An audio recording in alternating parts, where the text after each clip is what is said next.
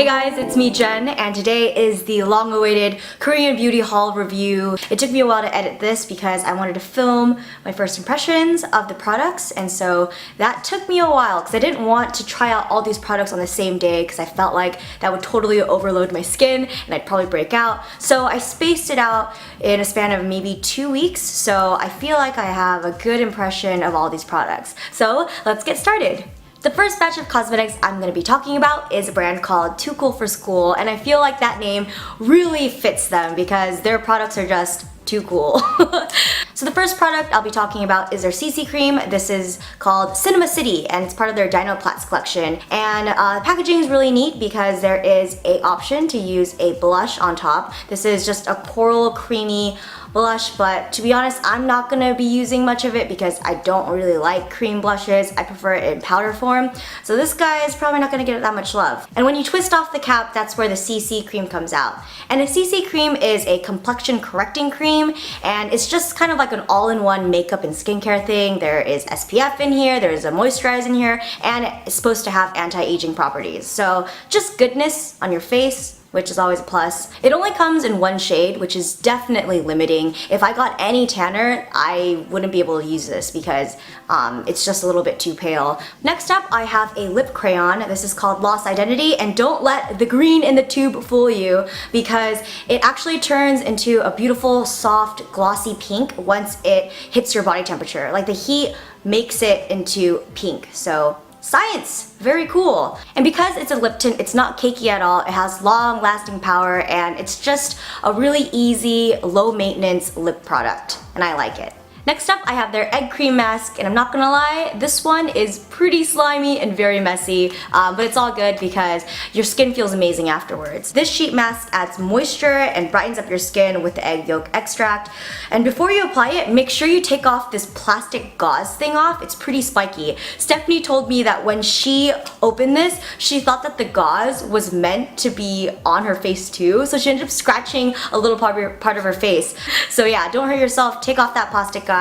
It's all good. So this is also part of that egg collection. This is the egg mousse pack, and this was definitely the most unique mask I've ever put on. It's really interesting because it comes out in a mousse formula. It's very strange. So you apply maybe like a ping pong size amount, and then you just massage it into your face, and the texture feels exactly like mousse, literally. It feels like you're about to shave your face or something. You let the mousse absorb into your skin for maybe 15 to 20 minutes, and then the product should draw out sebum and impurities. And by the end of the session, the mousse will have evaporated, and so you just have this really translucent, glossy, sticky type mask left, and then you just rinse that off. And after, I felt like my skin was a lot tighter and just brighter. It just felt good, you know? You know that feeling after you do a mask? Your skin just feels just very rejuvenated. My next product is a contouring powder, and this is used to chisel and sculpt the face, make the cheekbones really pop out.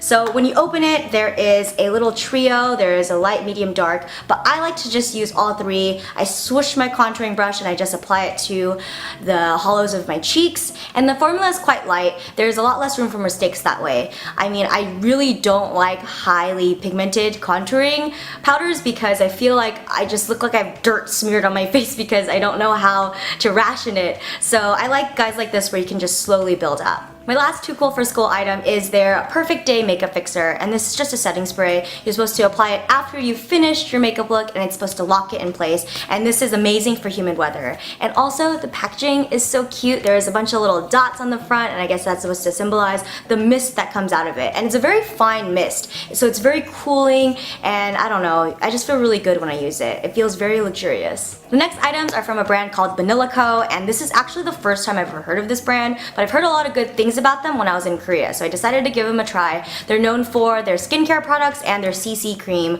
but the funny thing is I didn't get their CC cream because I thought that the one that I got at Too Cool for School would be enough, so I ended up just getting some other bits. Sheet masks are a huge deal in Korea, so I decided to get some interesting ones. This is their lace hydrogel mask sheet, and it's kind of like a gel consistency with a lace design over it. I left the mask on for around 20 minutes, but it says on the back you can leave it on for 40 minutes, but yeah, I guess that really depends on you and how much time you have. But I found that the lifting one, I felt like a tingling sensation all around my face, and it's not like a scary tingling, it's not painful at all, it's just a sensation. So I thought I would put that out there. After I took it off, my face felt firm and just good. I want to get the lifting one again because I only have the moisturizing one left now. I got some eyeshadow from them. This is their quad called Lumiere, and the packaging is very questionable. Like, what is going on here? This is like snowflakes on there. I don't know, maybe it's part of their winter collection. But either way, the colors on this are so beautiful. There are 4 shades. One is a beautiful rose gold, which I apply to the inners of my eyes. This gold and this bronze are really good for just the lid, and this darker iridescent one is just used for more depth. You could probably just get away with just bringing this palette if you're traveling and you want to be a lot more minimal with your makeup. Lastly, I got their famous cleansing balm. This is called Clean It Zero, and cleansing balms are a new thing for me, and I think I really love it because I think I prefer using a cleansing balm as opposed to using just a makeup wipe, because I feel like a lot gets left behind with a makeup wipe. This guy really melts off all your makeup. So when you open it, it comes with a little spoony guy so you can stay hygienic and just grab what you need. And then on just like your full cakey makeup face, you just apply it and the balm dissolves into this kind of silky, oily texture. And then it just melts away all your makeup. Even my waterproof mascara, which I thought was very impressive. And even though this balm does a really great job removing all the makeup, I just love to double cleanse. So I go in a second time with just my normal SK2 daily cleanser, and then I'll wipe off my face like that. And I feel like my face is super clean, and this is just a really great addition to my skincare routine.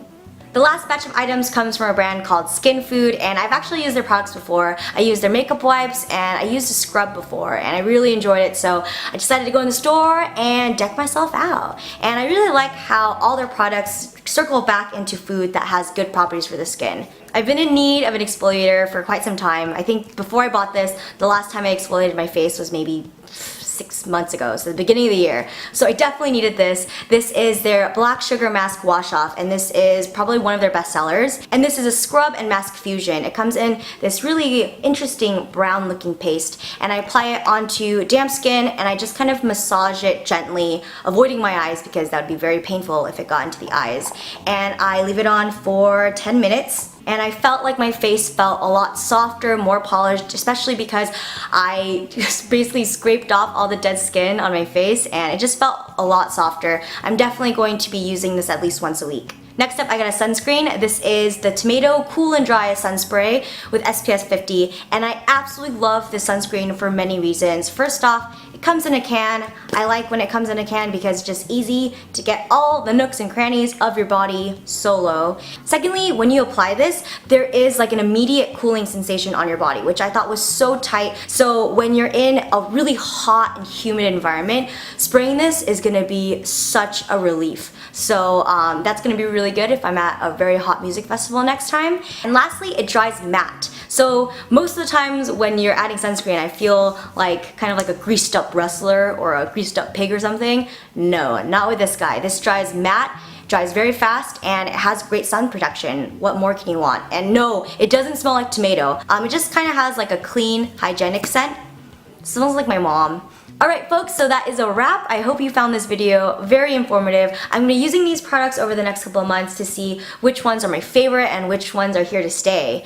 And yeah, I feel like there are so many other Korean products that I didn't get to explore, like brands like Innisfree or The Face Shop. So I'm kind of disappointed in that, but there's always my next Korea trip. So yeah, I thought 3 brands in this video would be enough. If you liked the video, hit the like button, and thank you so much for watching. I'll see you guys in the next one.